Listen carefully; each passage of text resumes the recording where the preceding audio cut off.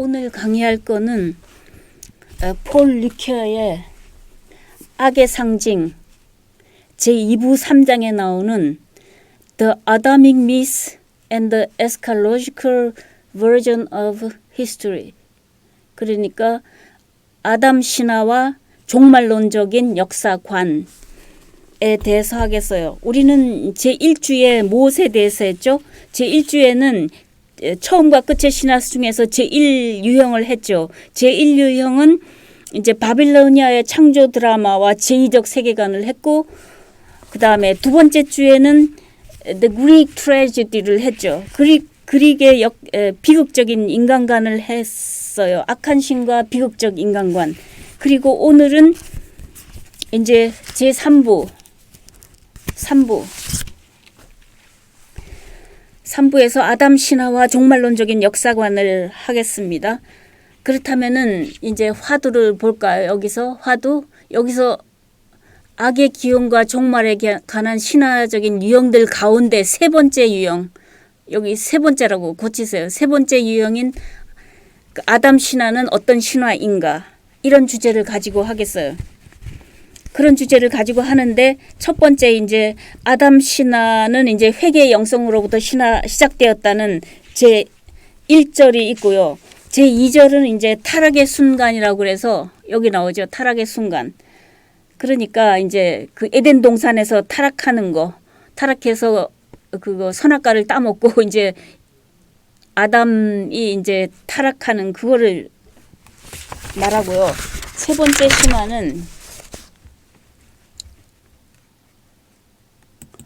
신화가 아니라 세 번째 유형, 이거죠. The lapse of time of the drama of temptation.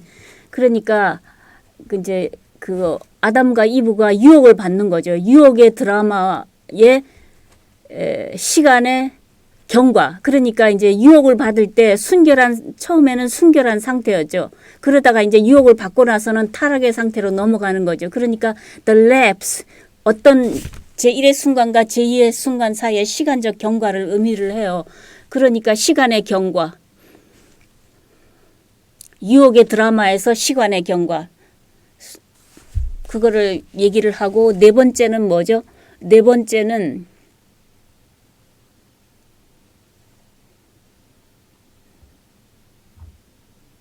번째가 어디 있는데? 세 번째.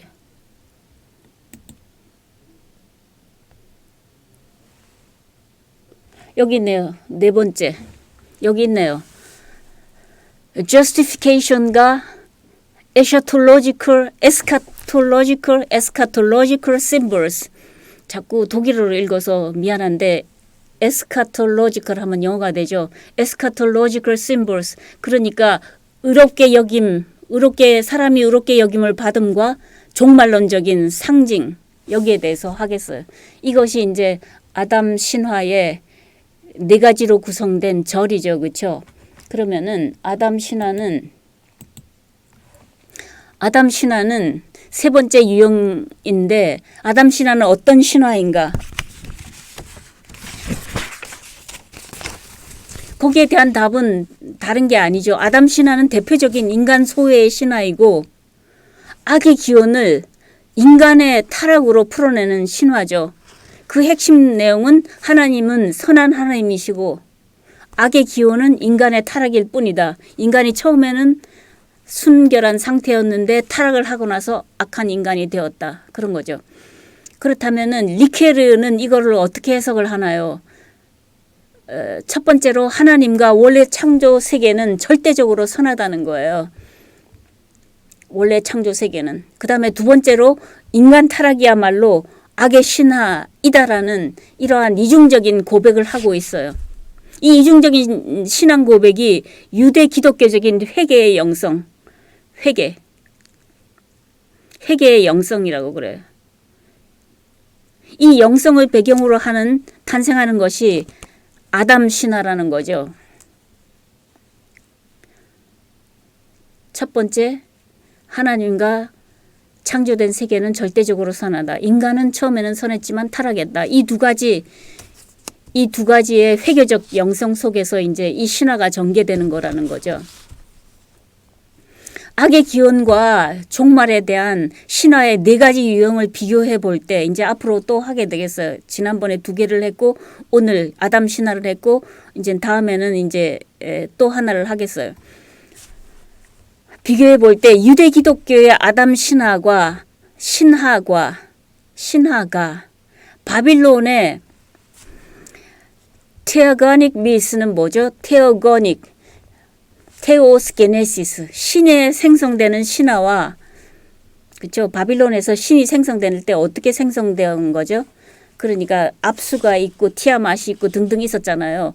테오거닉 미스와 그리스의 The Tragic Myth, 그러니까 그리스의 3명의 그 비극 작가가 있었잖아요. 그렇죠? 그 작가의 작품 속에서 소개되는 신화죠. 그렇죠? 그 그리스 비극의 다른 점은 회개의 영성 속에서, 지금 회개의 영성이 뭐라고 그랬죠? 위에 있는 1번, 2번이죠. 그렇죠? 회개의 영성 속에서 순전히 인간 타락을 악의 기원으로 보는 유형의 악의 기원 신화를 만들어냈죠. 그러니까 인간이 악으로 전락했다는 거예요. 이제 그것이 이 아담 신화의 독특한 점이죠. 그렇다면 두 번째 기둥으로 넘어가면은 신화의 3가지 기능에 대한 리케르의 기본 입장이에요. 신화는 무엇을 얘기를 하려는 거죠? 모든 신화를 종합해 볼 때 첫 번째로 인간의 경험을 보편화하는 거죠. 두 번째로 처음과 종말, the beginning and the end, 그렇죠? 그 처음과 종말 사이의 긴장을 설명하고자 하고, 그 다음에 태초의 사건, 처음에 세상을 창조했을 때와 현실 역사 사이의 관계를 설명하려고 하죠. 그러므로 신화를 이해하려면 신화를 만들어낸 사람들의 체험을 이해하고 이 사람들이 사용하는 상징들을 이해해야 되는 거죠. 지금까지 그래 왔잖아요. 그렇죠? 첫 번째, 두 번째 신화에서는. 그럼 세 번째 신화에서는 이제 또 해봅시다.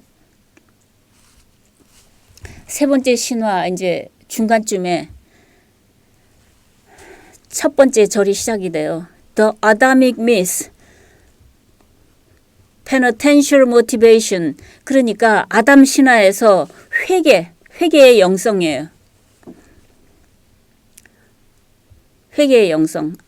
아담 신화는 회개의 영성으로부터 시작된다고 그랬잖아요. 그렇죠? 회개의 영성으로부터 시작된다고 그랬잖아요. 그렇다면 회개의 영성을 살펴보자는 거죠.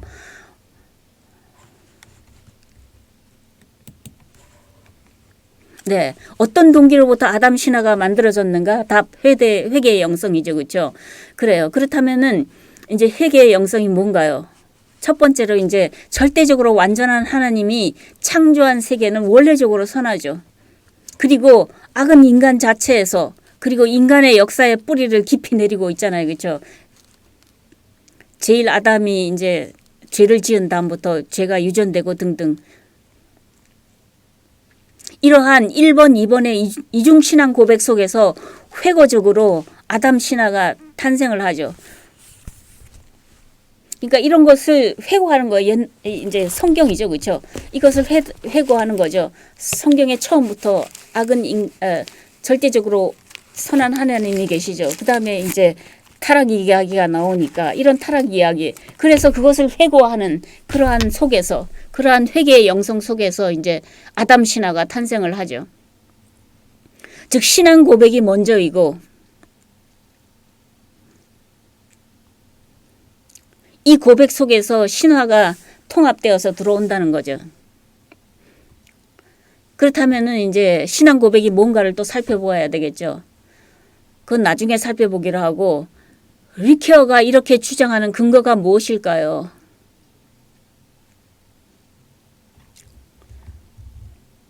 회개의 영성, 회고하면서 아담 신화가 탄생했다고 그러는데, 리케어가 이렇게 회고하면서라는 말을 했는데 어떻게 그런 주장을 하게 된 걸까요? 세 번째 기둥 첫 번째. 아담은 구약 성서의 중요한 인물이 아니에요. 예언자들은 아담을 몰랐어요. 창세기의 편집작에 있어서도 왜 하나님이 아담이 세상의 악을 책임을 떠맡아야 하는지가 분명하지 않아요.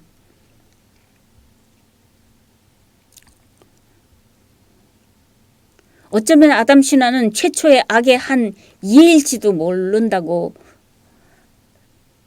글루케어는 생각을 했어요. 구약에서 아담의 타락 신화는 예언자들이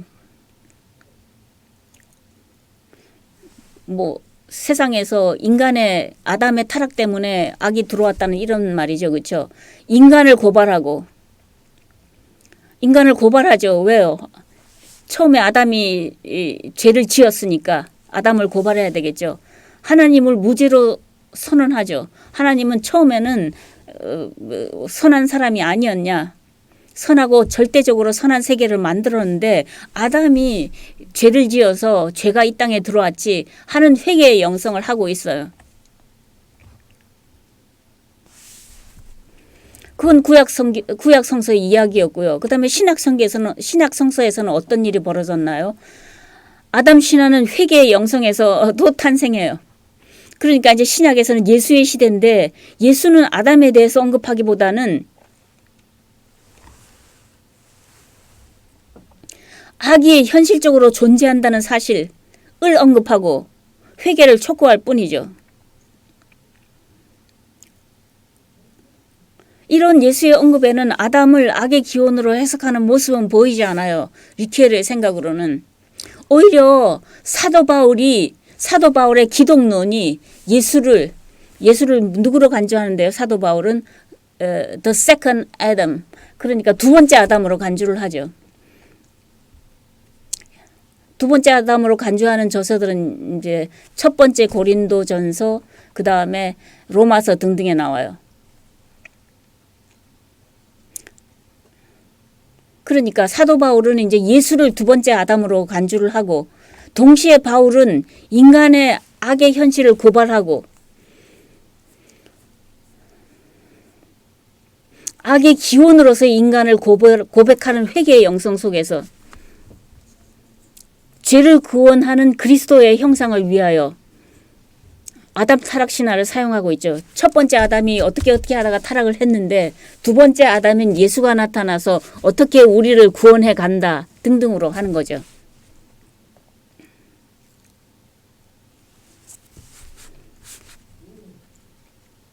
그렇다면은 리케르가 내세우는 중간 결론은 뭘까요?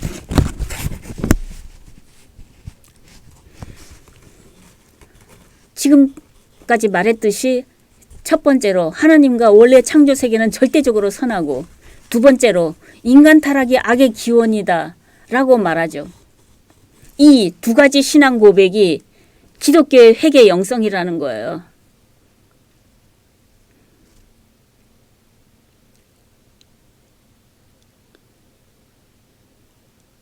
이 회개의 영성으로 탄생하는 것이 아담 타락 신화죠.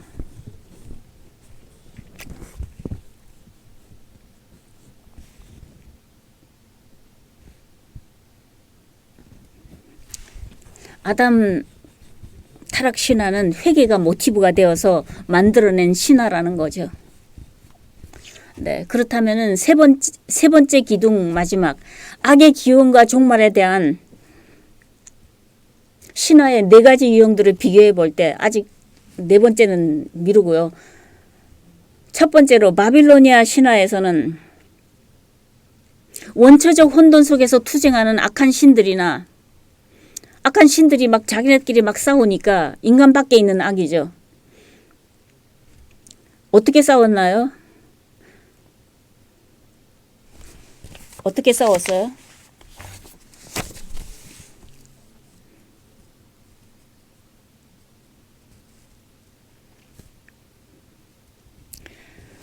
원초적 아버지 압수와 원초적 어머니 티아맛이 있고 젊은 신들이 이들의 평화를 방해하자 떠들었죠. 그래서 이제 압수가 아들을 죽이려고 했죠. 그의 아들인 무무가 이제 내가 압수를 돕겠으니, 압수 아버지를 돕겠으니 다른 아들을 죽일 계획을 제시하죠. 그렇죠. 그러나 살해 계획을 미리 알아버린 에아는 마르둑 강력하고 지혜로운 신을 이 사람을 출생하였는데 이 사람이 이제 그거 신들을 벌하죠. 압수와 어머니 할머니죠. 자기한테는 할머니인 티아맛을 벌하죠. 등등등등. 그렇죠. 이렇게 자기네들끼리 막 싸우는 그런 혼돈 속에서 혼돈을 제거하려고 마르둑이 등장했잖아요. 그렇죠. 마르둑이 했는데 마르둑이 쓰는 폭력적인 악이죠. 왜냐하면은 그 어머니 아버지 신들을 죽여야 되는데 할머니 할아버지 신들을 죽여야 되고 뭐 무무라는 신들도 죽여야 되는데 죽여야 되는 것은 폭력이잖아요. 그렇죠?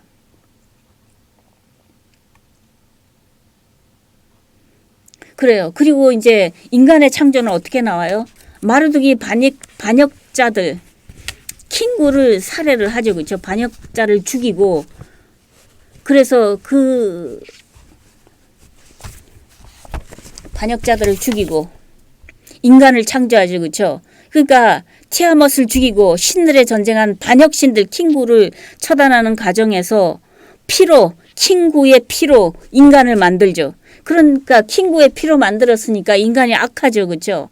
그렇지만 또 마르둑이라는 선한 신이 만들었으니까 또 인간은 선하죠. 그러니까 인간은 선하게 이중성을 가지고 있죠. 그렇죠?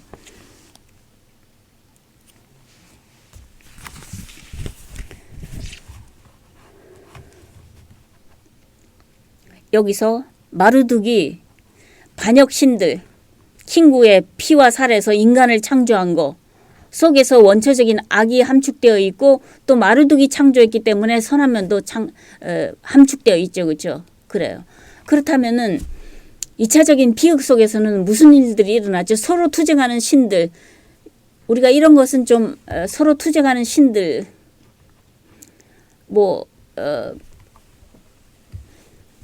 우리가 여기서 그 그리크 미스에서는 이거를 다루지를 않았어요. 우라노스와 크로노스, 티탄, 제우스의 피해 권력 투쟁을 말하지를 않았어요. 그런데 이제 우라노스와 크로노스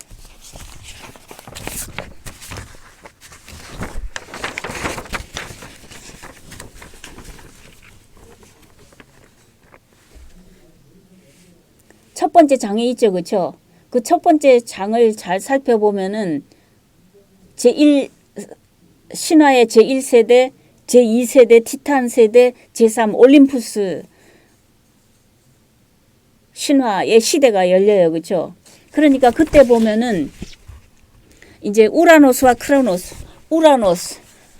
우라노스는 누구죠? 하늘이잖아요. 처음에 카오스가 이제 하품을 해가지고 가이아를 낳죠. 그렇죠? 대지를 낳아요. 가이아를 낳고 그 다음에 가이아가 또 우라노스를 산출을 해요. 그러니까 가이아와 대지가 우라노스가 결혼을 해가지고 등등등등 첫 번의 신의 세대가 열리잖아요. 그렇죠? 그 다음에 티탄 신은 이제 그 다음 세대의 신들이에요. 그 다음 세대의 신들인데 티탄에는 오케아노스, 크레이오스, 히페리온, 테이아, 이아페토스, 코이오스, 포이베, 크로노스, 레아, 테미스, 무네모시네.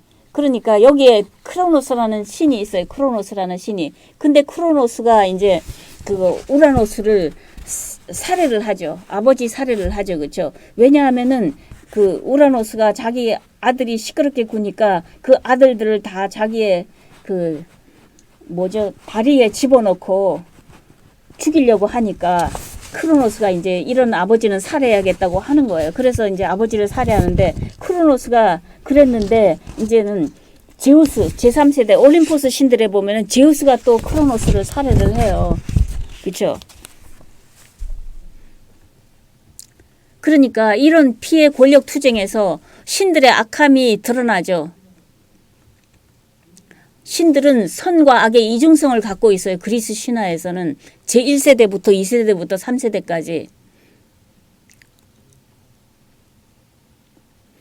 그리고 인간 밖에 원초적으로 자리 잡고 있는 악이죠. 그리고 인간이 있을 때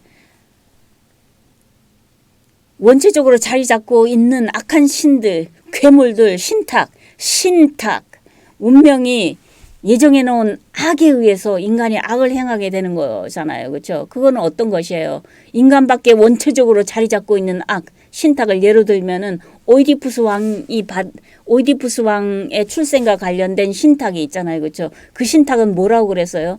너는 이 아이는 아버지를 죽이고 어머니랑 결혼한다.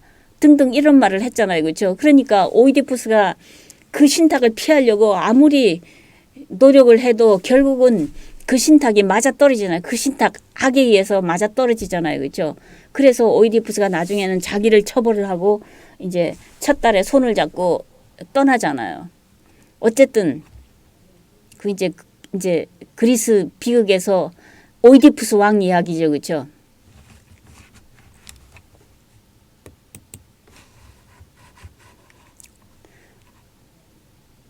그래요. 여기서 보면은 그리스 비극 속에서는 이제 악한 것들이 따로 있어요.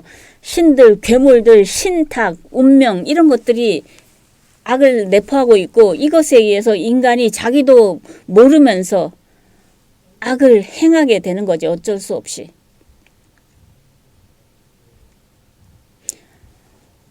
이러한 두 신화와 반대로 유대인들은 어떻게 하나요? 회개의 영성 속에서 총체적으로 회개하죠. 총체적으로 회개한다는 것은 개인의 잘못뿐만이 아니라 총체적인 인간 전체의 잘못까지도 총체적으로 해결하려고 노력을 하죠. 아담이라는 이제 한 인간 그리고 보편 인간이 되는 거죠. 그렇죠? 아담이라는 보편 인간을 통해서 세상 속에 퍼진 악의 보편성을 주장하고 있죠. 그러한 아담의 유전성을 통해서 악이 보편적으로 모든 인간에게 들어오잖아요. 그렇죠? 그런데 여기서 신화를 가만히 들여다보면은 아담을 연약하게 창조했잖아요. 누가요? 신이요. 그렇다면 아담이 연약해서 타락했는데 타락했다면 신의 잘못도 있는 거잖아요. 그런데 거기에 대한 답은 제시하지를 않죠. 아담 신화는 암암리에 이러한 답을 함축하고 이렇게 침묵하고 있어요.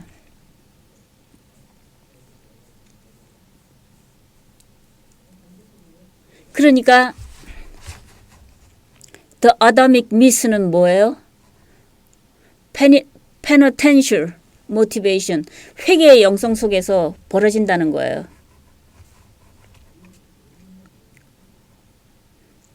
첫째는 하나님이 선했는데 어쩌고 그 다음에 둘째는 인간 아담이 타락해가지고 어쩌고 이렇게 회개의 영성 속에서 전개되고 있다는 것이에요. 그렇다면은 우리가 아담의 타락의 순간을 볼까요? The instant of the fall. 그러니까 타락이죠. fall은 타락이죠. 그렇죠? 타락의 순간을 보겠어요.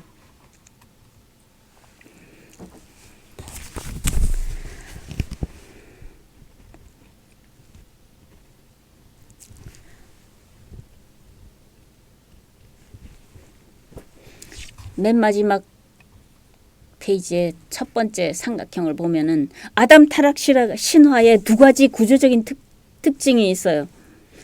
이제 1번, 2번이죠. 그렇죠? 1번, 2번 두 가지의 구조적인 특징이 있어요.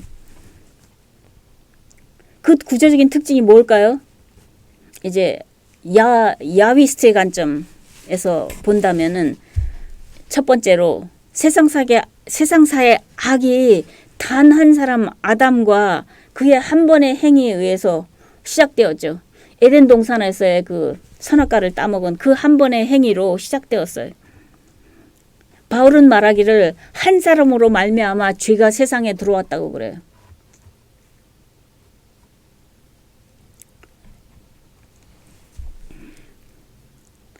두 번째 구조적인 특징은 이 에덴 동산의 타락 사건과 에덴 동산에 타락이 있었고 유혹받는 기간.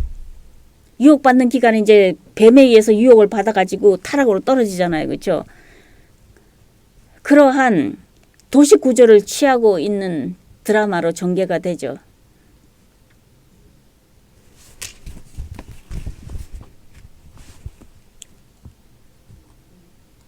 그렇다면 여기에 구조적인 특징을 류케르가 해석하는 바에 따르면은 두 번째 삼각형이죠. 그렇죠? 해석하는 바에 따르면은 야훼 기자들은 야훼스트들은 다른 곳에서 떠도는 신화, 이거는 이제 그 당시에 있었던 다른 곳에서 있었던 신화, 금지된 탑으로 어겨가지고 낙원에서 쫓겨난 사람, 이런 이야기가 신화가 있었는데 이 이야기를 유대인들이 그들의 역사 속에서 가지고 왔죠. 그래서 그걸 어디다 사용하는 거예요? 악의 문제를 풀어가는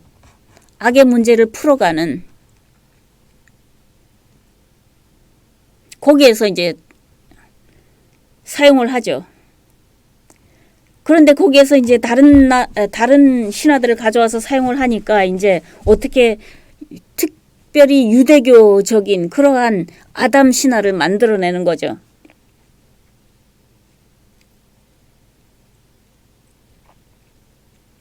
그렇다면 이제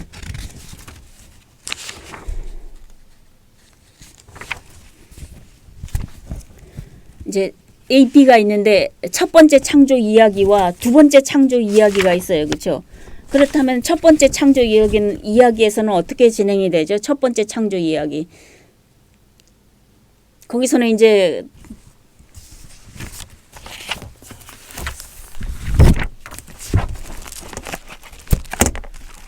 창세기 2장 7절의 창조 이야기가 나오고 그 다음에 창세기 1장에서 또 창조 이야기가 나오는데 어쨌든 첫 번째 창조 이야기는 이제 그 창세기 2장 7절의 창조 이야기가 더 옛날 이야기니까 첫 번째죠. 그렇죠? 여기에서는 이제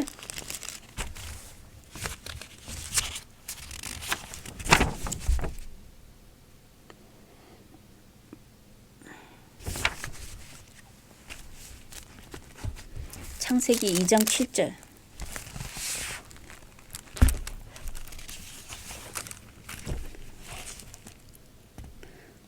창세기 2장 7절에 따르면은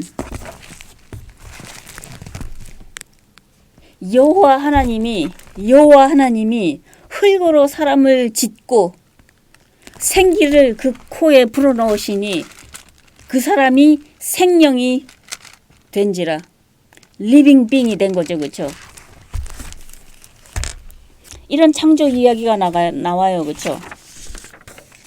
흙으로 사람을 빚고 코에다가 생기를 불어넣었으니까 인간이 된 거죠. 그렇죠? 리빙 빙이 살아있는 존재가 된 거예요. 그렇다면 두 번째 창조 얘기는 창세기 1장 26절 27절에 나오는데 하나님이 빛으로 세상을 창조하시고 하나님의 형상에 따라서 남자와 여자를 창조하셨다. 창세기 1장 26절 27절을 보면은 하나님이 가라사대 우리의 형상을 따라서 우리의 모양대로 우리가 사람을 만들고 그로 바다의 공기와 공중의 새와 육축과 온 땅과 땅에 기는 모든 것을 다스리게 하자 하시고 27절 하나님이 자기의 형상 곧 하나님의 형상대로 사람을 창조하시되 남자와 여자를 창조하시고 이렇게 나와 있어요. 그렇죠? 이제 하나님이 빛으로 이제 천지 창조를 한 다음에 하나님의 형상에 따라서 남자와 여자를 창조한다는 이런 이야기가 나와요. Let us make man in our image. 우리의 형상대로. After our likeness. 우리의 지음과 같이. Male and female, he created them. 그쵸? He created them. 메일과 남자와 여자를 그가 창조하셨다. 그렇게 나와 있어요. 그런데 이 신화를 보면은 이제 두 번째 창조 이야기. 여기에서는 선함, 순결함. 창세기 1장 26절 27절에 보면은 이제 하나님의 형상에 따라서 남자와 여자를 창조했다는 이 이야기인데, 여기에서는 순결한 인간을 말하고 있어요.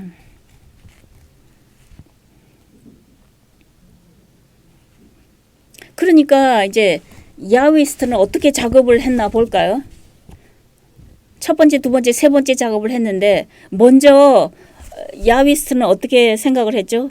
자기의 나라가 망해가지고 이제 타국에서 슬프게 살 때 자신들의 역사 속에서 실제로 체험한 것, 실제로 슬픈 얘기가 진행이 되잖아요.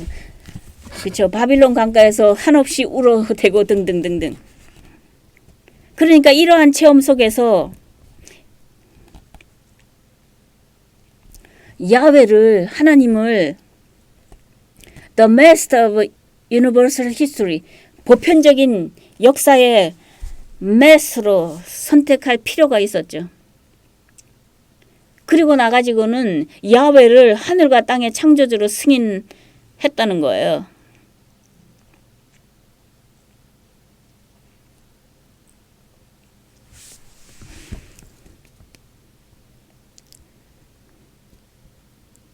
그렇다면은 창세기 2장 19절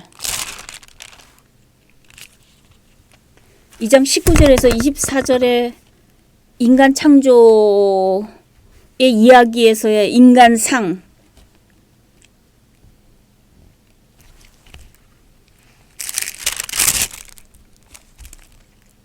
그러니까 여기서는 이제 그거 흙으로 사람을 짓고 그 코에다가 이제 생명을 불어넣으니까 이제 인간이 생명을 지닌 존재가 되었고, 그 다음에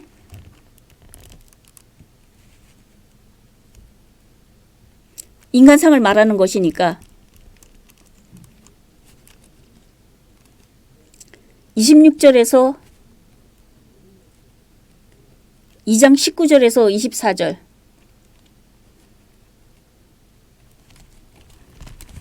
그걸 읽어볼까요? 2장 19절에서 24절 굉장히 긴데, 2장 19절 여호와 하나님이 흙으로 각종 들짐승과 공중의 각종 새를 지으시고 아담이 어떻게 이름 짓나 보시려고 그것들을 그에게로 이끌려 이르시니 아담이 각 생물을 일컬는 바가 곧 그 이름이라.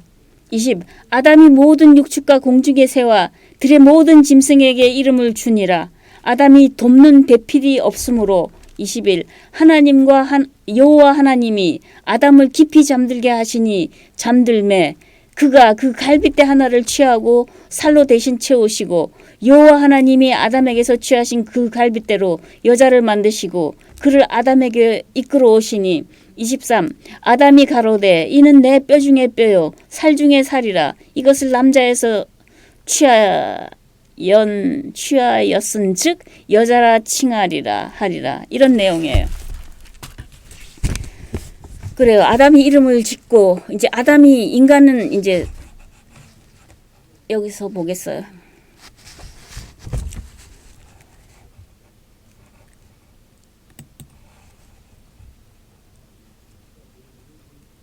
여기를 하고 있는 거예요. 두 번째 줄 첫 번째 삼각형. 네. 아담은 흙으로 창조되었죠. 그렇죠? 그 다음에 아담이 이제 생물들의 이름을 짓잖아요. 그러니까 그것을 보면은 인간상에서 보면은 생물들의 이름을 지으니까 지적 능력이 있는 거죠. 아담은. 그리고 성적으로 눈을 뜬 인간이라고 생각이 돼. 이 정도의 지적 능력이 있으면. 그래서 배우자로 창조된 여자를 뼈 중에 뼈요 살 중에 살이라고 인식할 수가 있었죠. 그렇죠? 그리고 그 여자는 남자에게서 나왔다는 것을 말했죠. 그렇죠? 그런데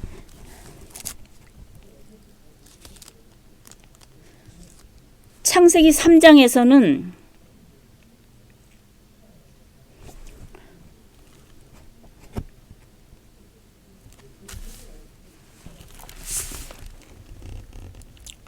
창세기 3장에서는 이제 타락하는 인간이 나오는데 이제 잘 알죠. 여러분들은 이미 타락하는 인간들은 이제 여자가 이제 동산에서 놀고 있으니까 뱀이 말하기를 동산에 있는 나무의 실과는 이제 먹어야 되느냐 먹지 말아야 되느냐 하니까 여자가 하나님께서 이것을 결코 먹지 말라고 그랬고 이걸 먹으면 죽는다고 그랬잖아요. 그렇죠? 왜 죽느냐 하면은 하나님과 같이 되어 선악을 아는 것, 선악을 판단하는 거죠. 그렇죠? 근데 뱀이 이제 여자에게 그 실과를 따주면서 이제 먹으라고 그랬잖아요. 그렇죠? 왜냐하면 이제 이제 이브가 이제 탐욕이 났거든요. 그 탐스러운 선악과에 대해서. 그렇죠? 그러니까 이제 뱀이 따서 주는 거예요. 그러니까 그 실과를 따먹고 이제 자기만 실과를 따먹은 게 아니라 남편에게도 주죠. 그렇죠? 그러니까 이제 이 사람들이 수치심을 알게 되는 거예요. 수치심. 자기들이 몸을 벗은 줄 알고 무화과 나무 잎을 엮어서 치마라 하였더라. 이렇게 말하잖아요. 그렇죠? 이 얘기가 3장의 얘기예요. 어쨌든 이제 3장에서 뱀이 유혹하고 타락하는 이야기에서 인간상은 어떤 건가 하면은 이 인간들은 이제 지적인 능력이 없는 거죠. 성적인 능력도 없죠. 이것은 이제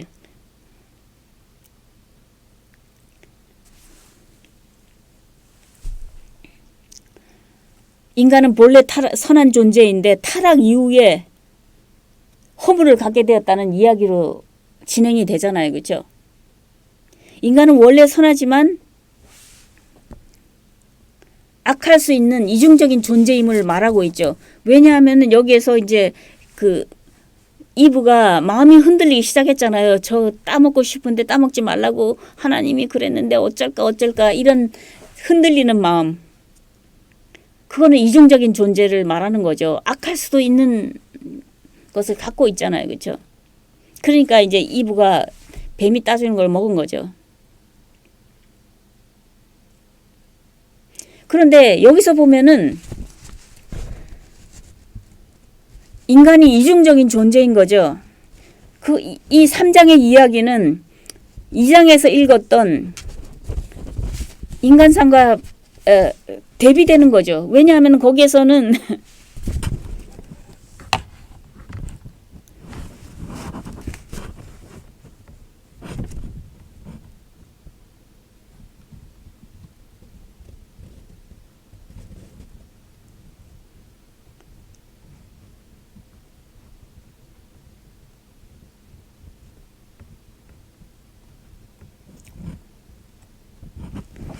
여기 처음 2장 19절에서 24절의 이야기는 인간이 악할 수 있는 본성을 갖고 있지 않은 인간으로 묘사가 되고 있잖아요.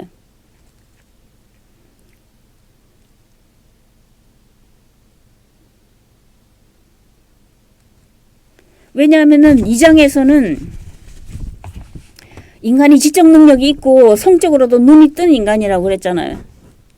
그런데 3장에서는 지적 분별력이 없고 이제 성적인 그런 능력도 없는 거죠. 왜요? 자기가 이제 여기서 3장에서 나오는 거는 처음에는 벌거벗고 좋아하다가 그 다음에 하나님이 부르니까 내가 벗은 거를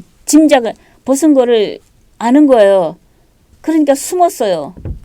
네가 어디 숨었냐고 그랬더니 벗어서 숨었다고 그랬어요. 그러니까 이제 여기서는 지적 능력이 없는 거죠.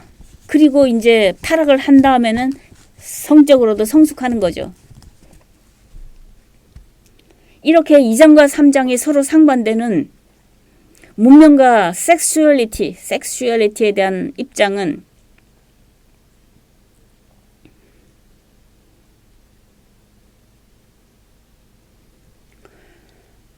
이 상반되는 입장이 어떻게 타락의 문제로 갔는지, 어떻게 지적으로 성적으로 성숙하는지 그런 문제를 생각하게 만들죠.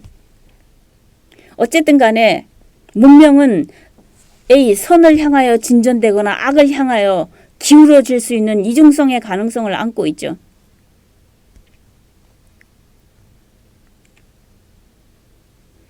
우리 실제적으로 우리의 실천적인 문명은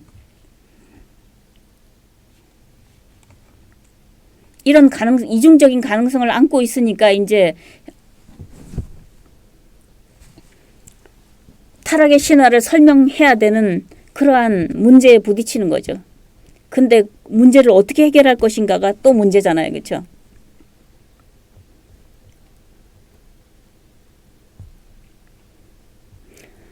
그렇다면은 금단의 열매, the forbidden fruit, 이제 감추어진 fruit가 있는데 그런 상징의 심층 의미가 뭘까요?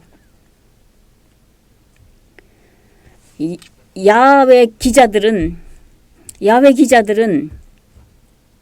이 금단의 열매가 나오는 많은 신화들이 있었는데 그 신화를 자기의 유대적인 상황에 도입을 해가지고 선악과라는 새로운 의미를 부여를 했죠. 매직 프루트가 그거 The Tree of Good and Evil이 된 거예요. 선악과가 된 거죠. 그런데 이 감추어진 이제 프루트, 금단의 열매는 무엇을 상징하냐 하면은 하나님의 금지 명령 일반을 상징하죠. 이것을 깨면은 하나님과 인간의 그 관계가 단절되는 거죠.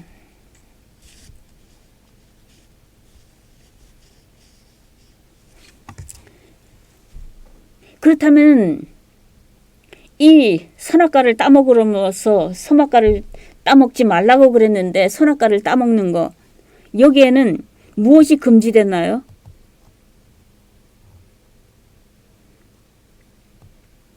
인간이 자율적으로 내 판단에 의해서 선악을 분별하는 능력을 가지고 있지 않았죠. 왜냐하면 하나님과 같이 선과 악을 구별하는 능력을 갖게 된다고 이브가 뱀에게 말하잖아요. 그렇죠? 그러니까 하나님과 같이 되는 인간의 수준이 있고 하나님의 수준이 있는데 인간의 수준을 넘어서면 이제 신 같은 경우에는 자율적으로 무엇이 선한가 악한가를 아는 거죠. 그렇죠? 그것을 신의 단계로 넘어가는 거죠. 그러니까 이거를 금지하는 거예요. 너희들은 모르고 그냥 인간으로 살아라.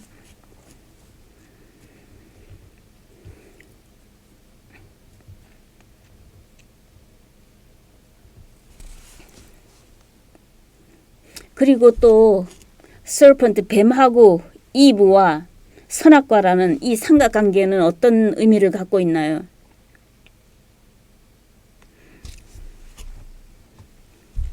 이제 뱀은 이제 그 식물의 신으로서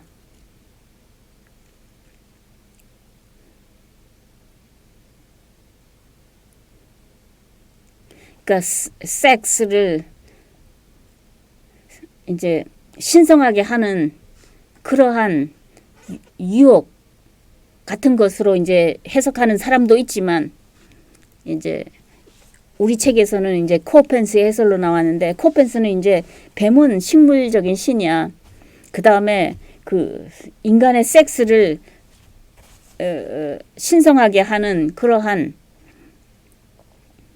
것이야. 등등을 얘기하고 있죠. 그렇죠? 그렇지만 리케어는 성적 범죄의 문제보다 이렇게 뱀을 성적인 범죄로 해석하는 것보다 인간과 하나님의 관계의 단절에 초점을 맞추어서 삼각관계를 이해해야 된다고 주장을 하죠. 그러니까 이 삼각관계가 뱀, 이브, 트리의 삼각관계가 성적인 그러한 관심이 있는 것이 아니라 인간과 하나님의 관계를 말하는 거다라고 해석하는 거죠.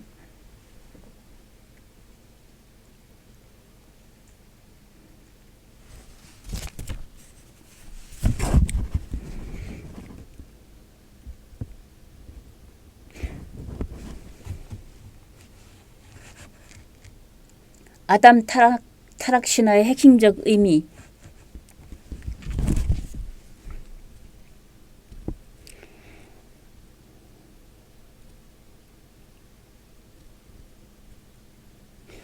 첫 번째로 인간은 처음부터 타락 안 했고 타락 이후에 죄인이 되었고 등등이 나오죠. 그렇죠?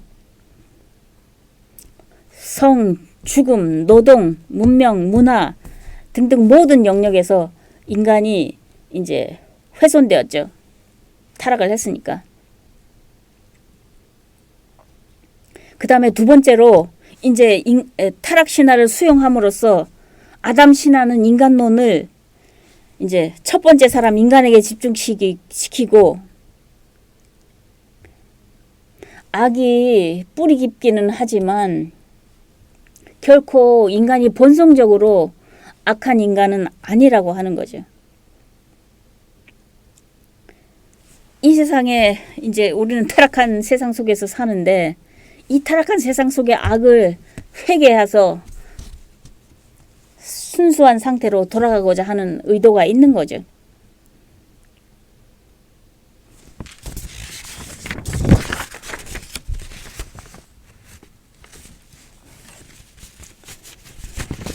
이제 타락의 순간에 이런 일이 벌어지고 이런 일은 결국 무엇에 기반을 두고 있죠? 아담 신화가 결국 회개의 영성에 기반을 두고 있다는 거 아니에요? 결국 선한 인간의 상태로 돌아가자는 거 아니에요? 근데 선한 상태 인간으로 못 돌아가니까 어떻게 되는 예수가 나오고 예수가 구원의 상태로 구원을 약속을 하죠. 그렇죠? 이것이 종말론이잖아요.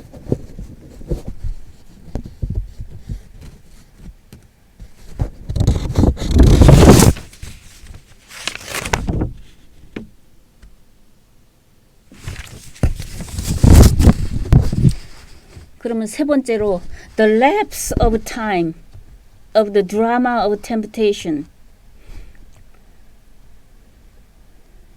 이제 유혹을 받아가지고 이제 뱀에게 유혹을 받아가지고 그런 이야기죠, 그렇죠? 유혹의 드라마에서 이제 인간이 순결해서 타락으로 가는 그런 시간적 경과죠. lapse of time. lapse of time. 시간의 경과를 말하는 거죠. 무슨 경과? 순결에서 타락으로 두 번째 순결에서 타락으로 두 개의 시간 간격의 그 사이를 말하는 거죠. 그렇죠? lapse of time은. 그러니까 인간의 유혹에서 이제 순결에서 타락으로 전락해가는 시간적 경과를 의미하는 거죠.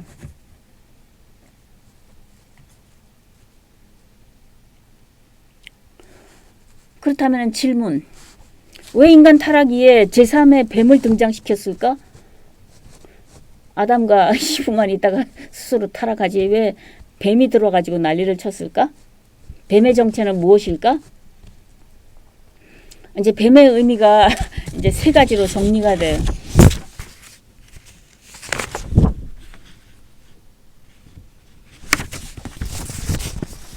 세 가지 의미를 정리하고 있죠, 그렇죠? 야위스트들이. 뱀의 의미 1, 2, 3 그렇게 나오죠. 뱀의 의미 1은 인간의 탐욕을 상징하는 거죠. 우리 안의 일부 인간의 탐욕을 상징하는 거죠. 그거를 보면은 유혹 내용을 보면은 when you eat all of it, your eyes will be opened, and you will be like God, knowing good and evil. 네가 만약 그거를 먹기만 하면은 네 눈이 밝아져 가지고 너는 신과 같이 되고 신과 같이 되는 게 뭔가 신처럼 선악을 알게 되는 존재가 되는 거야. 이렇게 되는 거죠.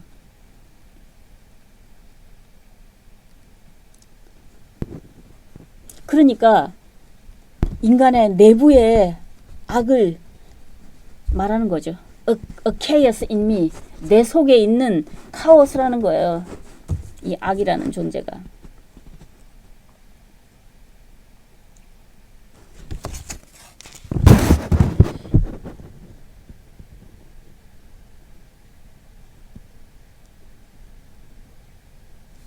그 다음에 악의 의미 2를 볼까요? a chaos among us. 나와 너 사이에, 우리들 사이에 있는 그러한 혼돈이라는 거예요. 내 속에 있는 것이 아니라 나와 너 사이에 있는 혼돈이라는 거예요. 인간 타락 이전에도 뱀은 에덴 동산에 있었죠. 인간을 타락하게 만든 게 나쁜 뱀, 악의 소산이잖아요. 뱀은 인간들에게 외부에 존재하고 있는 악이죠. 그 악이 a chaos among us. 우리들 사이에 뱀이 들어가 있잖아요. 그 카오스죠. 뱀의 의미 3은 a chaos outside of us. 우리들의 바깥에 있는 케이오스라는 거예요. 혼돈이라는 거예요.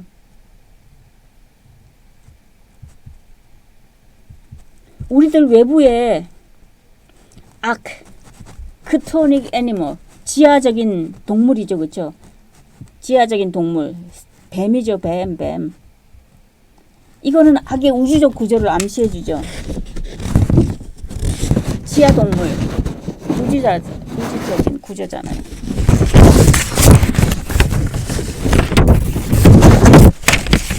그러니까 우리 사이에도 있고 내 안에도 있고 그 다음에 우주적인 구조 안에도 있는 이 뱀, 악. 이것을 말함으로써 1, 2, 3을 말함으로써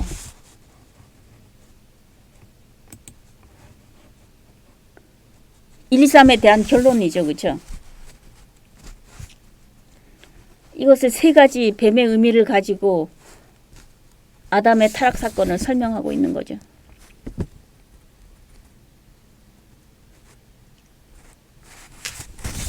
그런데 이 뱀 이야기도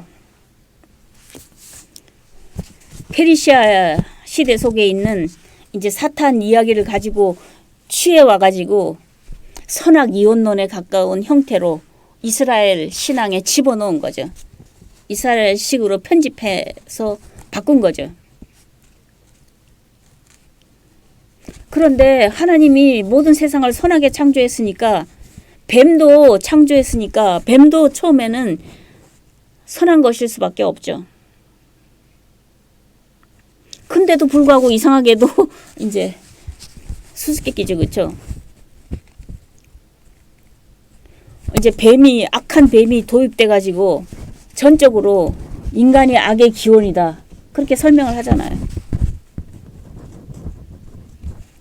그리고 또 인간 이전에 악이 있은 거니까 피조된 인간은 본래적으로는 악하지 않았죠. 이제 뱀의 유혹에 빠지면은 악하게 된다. 이렇게 말하게 되잖아요. 수수께끼가 이제 막 얽혀 있지만 어쨌든 이 사람들은 이렇게 푸는 거죠.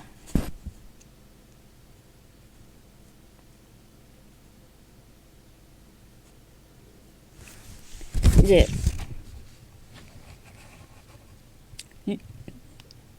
리케어가 여기에 대해서 뭐라고 말하는가 들어볼까요? 예언자들이 인간을 악의 기원으로 고발하더라도 인간의 악은 인간 밖에 있는 뱀의 꼬임에 빠져서 뱀에게 희생된 걸로 함축하고 있죠.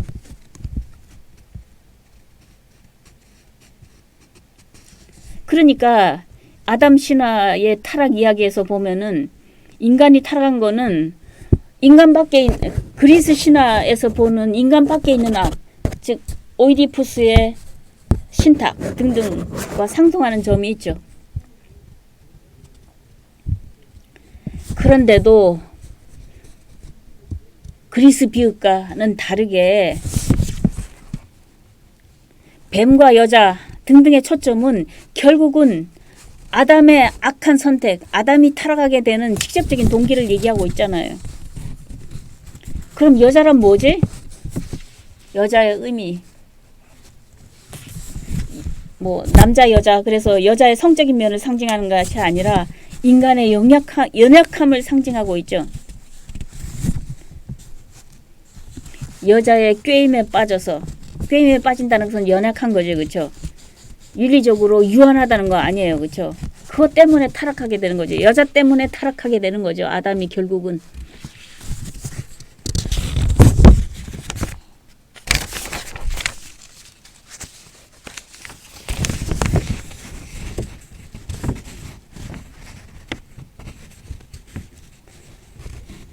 아담 신화가 회개의 영성으로부터 시작이 되는데 처음에는 모든 것이 선했다는 것으로 시작이 되는데 그 다음에 어떻게 해서 인간이 타락했는가. 두 번째로 타락의 순간을 얘기했죠. 그렇죠? 세 번째로 The lapse of time. 순결에서 타락으로 전락해가는 시간적인 변화 속에서 이제 뱀의 의미 같은 것도 또 밝혔잖아요. 그렇죠? 그렇다면은 네 번째로 마지막으로 justification, 이롭게 여김과 eschatological symbols, 종말론적인 상징에 대해서 알아보기로 하겠어요.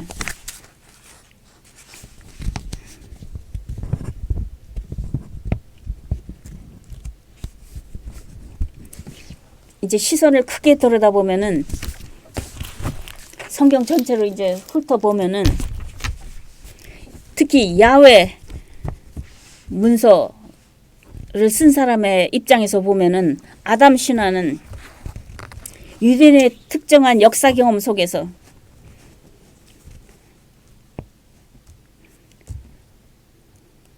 미래를 종말론적으로 내다보고 끝에는 무슨 얘기가 나오죠? 결국 세상을 구원한다는 얘기 아닌가요? 누구를 통해서? 예수를 통해서 종말론적으로 내다보죠. 그렇죠? 근데 이거를 갖다가 과거까지도 회고해서 처음부터 끝 종말론적으로 보는 거죠. 이런 이야기잖아요.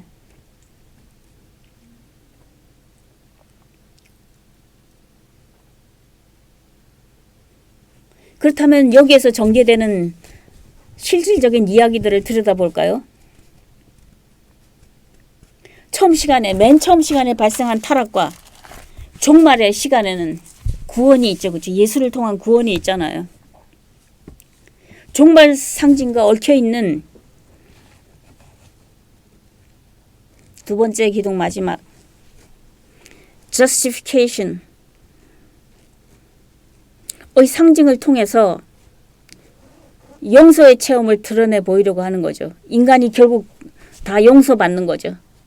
이를 위해서 종말 상징에 속하는 인자, the son of man, 그리고 두 번째 아담의 상징도 검토할 필요가 있다는 거예요. 얘기가 복잡해지죠. 그렇죠?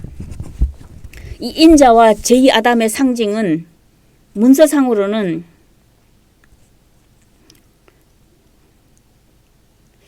그 유대이즘 밖에 있는 그러한 책들에서 따오는데 Book of Daniel, The Fourth Ezra, Ethiopian Book of Enoch 이런 얘기에서 따오는데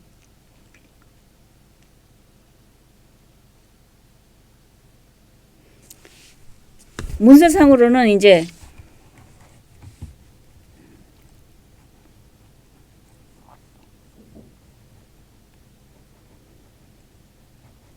문서상으로는 지금 말했던 책들과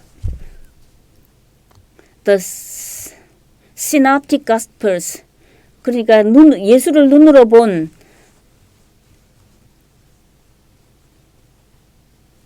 복음의 저자들이죠. 그렇죠? 예수를 눈으로 본 복음, 그러니까 사대 복음을 얘기하는 거죠. 공간 복음을 얘기하는 거죠. 그리고 바울의 편지들에 의해서 채택된 상징으로서 원래는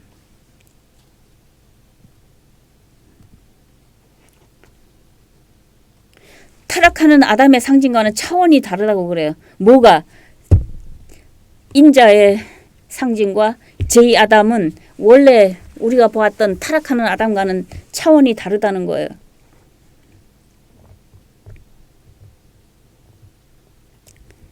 그렇지만 또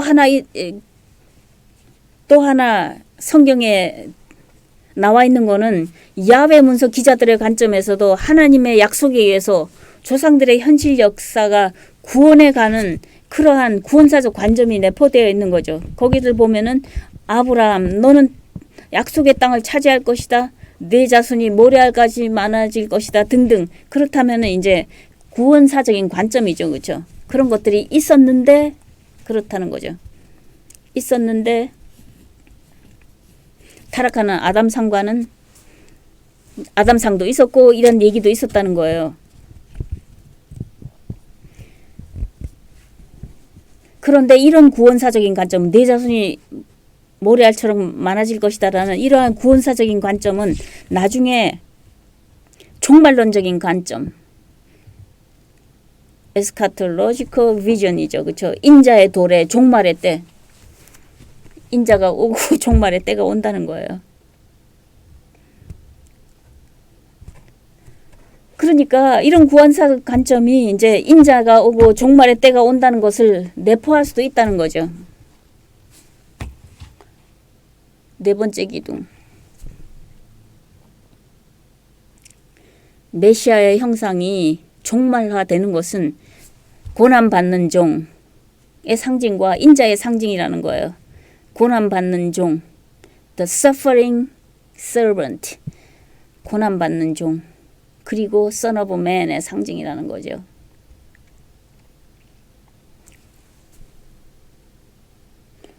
그렇다면 고난받는 종은 좀 볼까요? 제2사에 따르면 야훼 고난받는 종은 우리가 받아야 될 형벌을 지고 고난을 당하며 우리를 대속하고 마지막 때에 우리를 구원한다.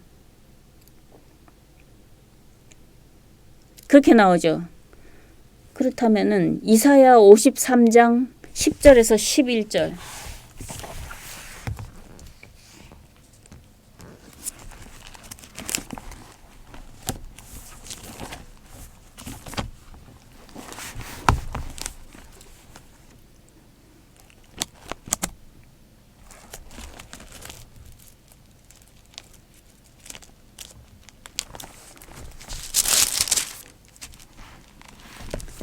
이사야 53장 10절에서 11절.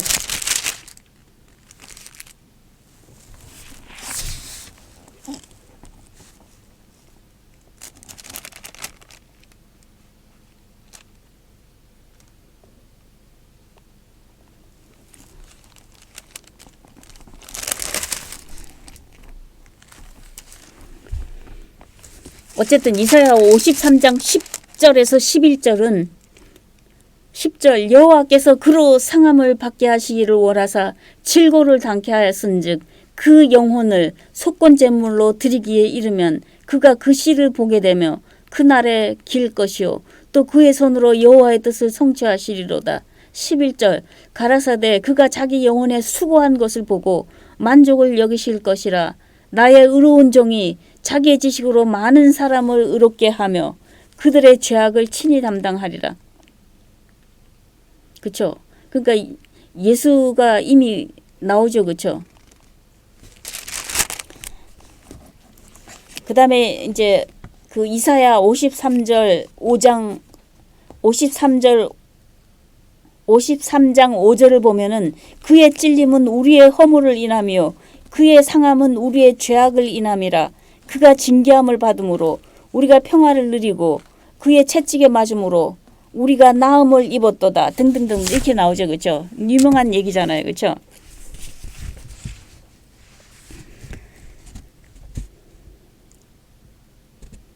그게 고난받는 종이라는 거죠. 고난. 그가 찔리면 우리의 허물로 인함이고 등등 고난을 받죠. 그렇죠? 그 다음에 The Son of Man, 인자의 상징은 어떻게 진행이 되나요? 인자라는 것은 사람의 아들이라는 것은 천상의 인물이었는데 땅으로 오는 거죠. The saints of the most high, most high.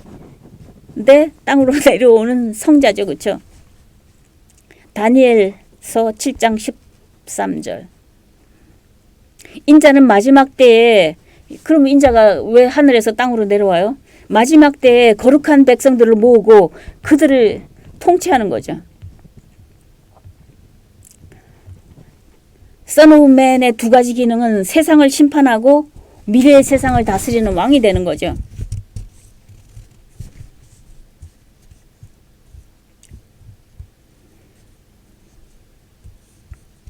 그러면 예수가 제2 아담이라고 그랬는데 사도 바울의 이해에 따르면은 둘째 아담은 인자처럼 천상의 인물이고 야훼의 종처럼 모든 사람을 대신해서 자기가 죄를 짊어진다고 그랬잖아요.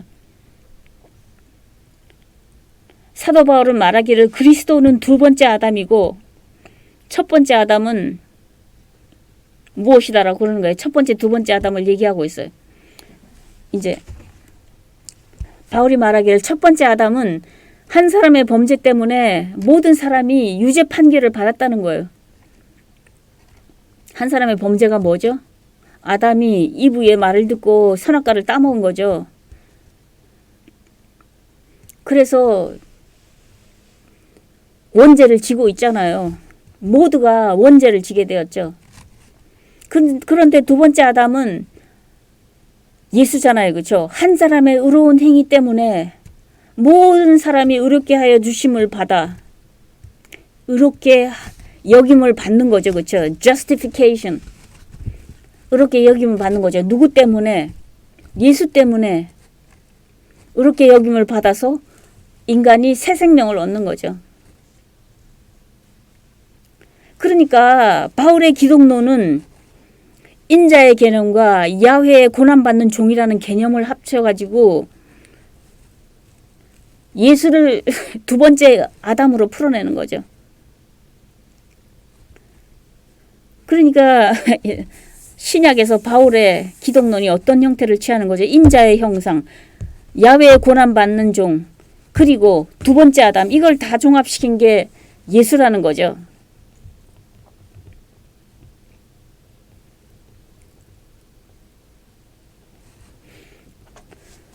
그러면은 이 기독론, 예수를 통해서 어떤 일이 벌어지고 있나요?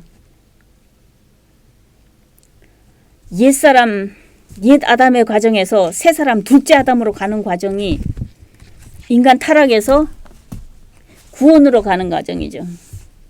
깊은 죄에서 구원의 은혜가 넘치는 상태로 가는 과정이죠. 이거는 곧 다른 말로 하면은 종말론적인 역사가 펼쳐지는 거죠. 구원, 종말에는 구원을 받는다는 거죠. 근데 구원은 어떤 거예요? 낙관적인 진보적 과정이죠. 지금은 헤매고 있지만 구원의 상태에서는 낙관적으로 우리가 모두가 justification, 의롭게 여김을 받는 거죠. 등등등. 바울의 기독론의 핵심은 예수가 Son of Man이죠. 그리고 야훼의 고난받는 종이죠.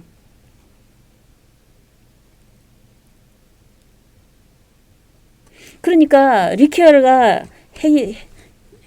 결론 내리는 거는 인자 개념이 사도 바울을 통해서 이제 신약에서 전개되는 것은 이처럼 새로운 풍부한 의미를 취하게 되잖아요. 왜요? 처음에는 이제 인자의 두 기능, 세상을 심판하고 미래의 세상을 다스리는 왕이 된다는 이런 단순한 개념이었는데 신약으로 들어와서 인자의 개념이 야훼의 고난받는 종이라는 개념과 겹치고 또 아담 신화랑 겹치는 바람에 어떻게 되는 거예요? 이처럼 풍부한 의미를 취하게 되잖아요. 신약의 구원으로 가는 종말론적인 낙관적인 면이 있는 거죠. 우리가 모두 죄사함을 받게 되는 거죠. 등등등등.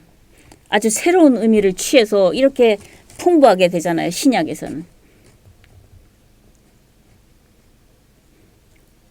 그리고 용서라는 개념이 뭔가를 살펴볼까요? 용서, pardon. 용서는 죄인된 개별 인간들이 그리스도에 참여함으로써 새 사람이 될 때 주어진다. 그때 인간은 죄를 탕감받고 예수라는 생명의 포도나무의 가지로 접목된다. 이런 식으로 종말론적 구원에 참여하게 될 때 의롭게 여김을 받게 된다. 그러니까 우리가 죄사함을 받고 생명나무에 접속돼서 가지가 되면은 우리는 의롭게 여김을 받는다는 거죠. justification이 되는 거죠. 우리는 값없이 이런 은혜를 받게 되는 거죠. 값없는 은혜. 그래요. 그 다음에 있는 복잡한 것들은 관심이 있으면 여러분들이 읽어보세요. 그런데 지금 네 가지를 말함으로써 아담 신화에서 악을 설명하는 것은 다 해결이 되었다고 생각이 돼요.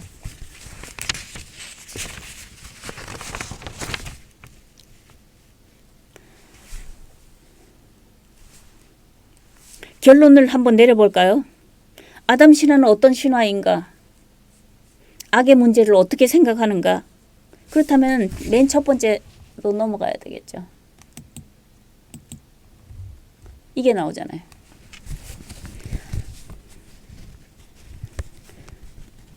인간 소외의 신하고 악의 기원을 인간의 타락으로 풀어내는 신하죠. 하나님은 선하신데 악의 기원은 인간의 타락을 통해서 들어왔다는 거죠.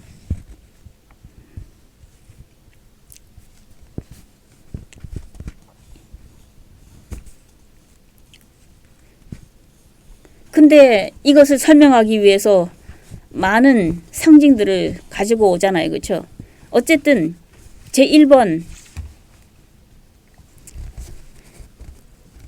아담 신화는 회개의 영성에서부터 시작된다고 그랬죠. 처음에는 모든 게 선했는데 아담의 타락으로 인해서 모든 것이 이렇게 되었으니 우리는 그것을 회개한다. 그런 뜻이잖아요. 두 번째, 타락의 순간. 그런데 타락은 우리가 왜 했지? 타락은 왜 했지? 단 한 사람이 타락을 시작했잖아요. 아담. 보편인간이죠. 그렇죠? 그래서 우리 모두가 죄인이 된 거잖아요.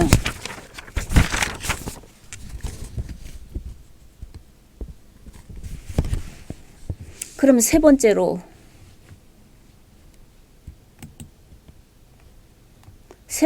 the lapse of time of the drama of temptation. 유혹의 드라마에 있어서 순결에서 타락으로 전락해 가는 시간적 경과의 의미를 생각해 본다는 거죠. 이제 거기에서 이제 뱀의 세 가지 의미가 이야기되었죠. 그 다음에는 이제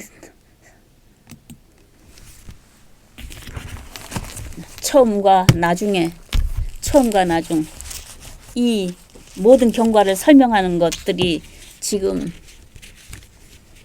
뱀의 이야기도 나오고 시간의 경과 이야기도 하고 그 다음에 아담의 타락도 이야기하고 등등등등. 그런데 무엇을 위해서 이렇게 하는 거예요? 타락에서 justification을 받으려고 그러죠.